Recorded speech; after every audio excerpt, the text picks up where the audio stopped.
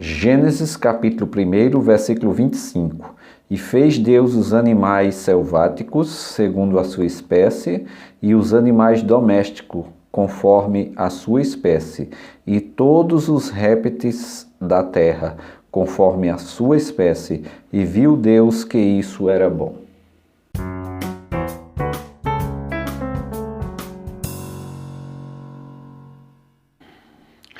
Essa palavra nos fala que Deus criou animais selvagens e animais domésticos. No versículo 26, ele cria o homem e dá ao homem domínio sobre esses animais. Então, entenda que quando ele cria animais domésticos, são aqueles animais que podem ser domesticados, que podem viver em plena harmonia com o homem, até dividindo espaços. Porém, os animais selvagens devem viver no habitat natural dele. Pela própria Constituição brasileira é proibido a criação desses animais. Mas olhando para a palavra de Deus, Deus orienta que esses animais tenham um convívio afastado do homem. E aí a gente pode ver logo em seguida na narrativa de Gênesis, quando Eva é enganada pela serpente. Mas note, irmãos, que era um animal para estar afastado. Mas a palavra de Deus diz que a serpente estava ali no jardim do Éden. A palavra de Deus orientava Adão e Eva aqui a viver longe desses animais selvagens. Mas ele começou a conviver, começou a tornar aquilo natural na sua vida. E uma coisa que não era natural vai ganhando aparência de naturalidade. Muitas vezes nas nossas vidas nós temos permitidos que pessoas com comportamentos antinatural, antibíblico, comece a entrar, a fazer parte do nosso convívio, a influenciar os nossos pensamentos, modos de vidas que não são naturais, que não são conforme a palavra de Deus. Começa a conviver tanto e tão próximo de nós, que nós começamos a naturalizar, a achar aquilo ali natural, a achar que aquilo não tem problema. E você começa a conviver com esses comportamentos selvagens próximo da sua casa, próximo da sua vida. E a palavra de Deus diz que esse animal selvático que estava próximo a Eva influenciou no mau caminho, e a partir daí houve a queda, o pecado e todas as consequências desse pecado.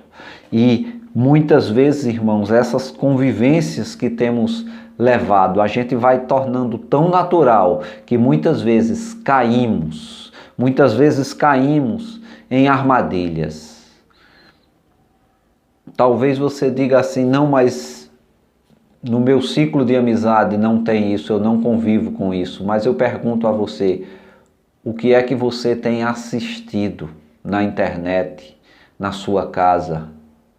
Porque a palavra de Deus diz que a árvore era boa de comer e agradável aos olhos. São essas sutilezas, agradável aos olhos. São as chamadas dizendo: vamos dar uma espiadinha, vamos olhar, espie à vontade. E nós começamos a olhar comportamentos que não são de acordo com a palavra de Deus. A gente começa a naturalizar aquela situação que não vai de acordo com a palavra de Deus. São comportamentos de prostituição, são comportamentos de fornicação, e isso a gente começa a espiar, dar aquela espiadinha, e fica olhando pessoas fofocando, uma com a outra e vendo guerras sendo formadas, e aquilo vai influenciando as nossas vidas. Você sabe do que eu estou falando. Qual é esse programa que você tem assistido, que tem lhe convidado para olhar comportamentos antibíblicos? E você tem permitido, e você tem olhado para isso, e tem naturalizado essa situação. A palavra de Deus nos fala, lá em Romanos, capítulo 12, versículo 2.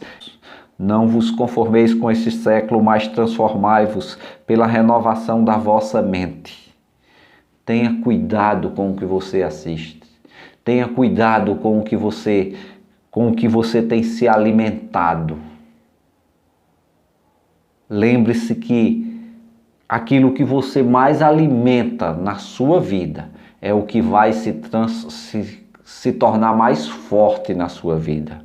Tenha a sua mente transformada pela palavra de Deus, para que você possa experimentar a boa, perfeita e agradável vontade de Deus. Porque a vontade de Deus é que você seja livre, é que você torne-se filho verdadeiro, faça a vontade de Deus. Porque, irmãos, muitas pessoas olham para a Bíblia e acham que é um instrumento de condenação, mas isso aqui é um instrumento de libertação. É a palavra de Deus que liberta, que protege a sua vida, que protege a minha vida. A palavra de Deus é escudo para as nossas vidas, para que a gente tenha a vida em Cristo.